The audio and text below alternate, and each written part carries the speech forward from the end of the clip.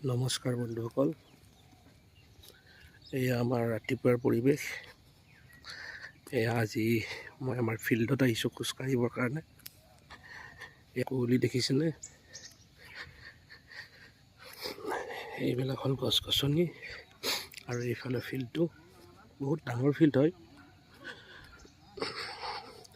কিন্তু কুঁৱলী দেখিছেনে? আৰু সেইবিলাক মানুহবিলাকে খোজকাঢ়ি আছে।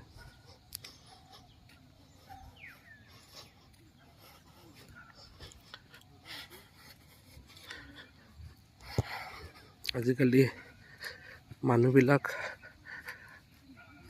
প্ৰায় স্বাস্থ্যৰ প্ৰতি সজাগ হৈছে। ক'ভিড হৈ যোৱাৰ পিছত মানুহবিলাকে গম পাইছে যে খোজ কঢ়াৰ বাহিৰে